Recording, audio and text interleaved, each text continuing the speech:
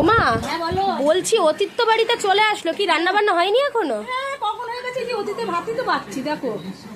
এই যে অতীতে ভাতই বাচ্ছি, আজ অতীত এসে অতীতকে দেবো না, এই যে ভাত বাচ্ছি। ভাত বাড়লো। হ্যাঁ।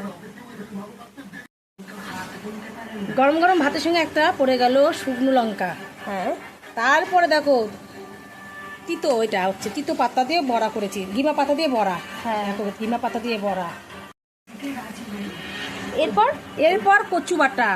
বাহ, বাঙালিদের পছন্দের কচু বাটা গরম গরম ভাতের সাথে আহা হা দারুণ লাগবে। দারুণ লাগবে। হ্যাঁ, তো কচু বাটার বড়া তো হলো, এরপর কি? তারপরও আছে এখন করবো এই যে টক ডাল, একদম আম দিয়ে ডাল করছি, টক ডাল করেছি। বাহ, এই যে দারুণ। এই গরমকালে এই আম দিয়ে ডালের তো মজাই আলাদা। আলাদা। হ্যাঁ,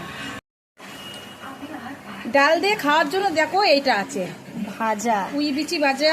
কালকে পুঁই বিচি ছিল, আজকে রেখে দিয়েছি, কেন আর তো নেই গাছে। হ্যাঁ, আজকে এই জন্য পুঁই বিচি ডালের সঙ্গে পড়ে গেল। তার মানে ডাল হয়েছে। হ্যাঁ, ডালের সঙ্গে হ্যাঁ, তো এরপর কি আছে? লাস্ট ফিনিশিং ডিম কষা। এই দেখুন, দেখতে পাচ্ছেন একদম দেখুন ডিম কষা একদম কারি কারি করে আঠা আঠা করে করেছে, দারুণ দারুণ।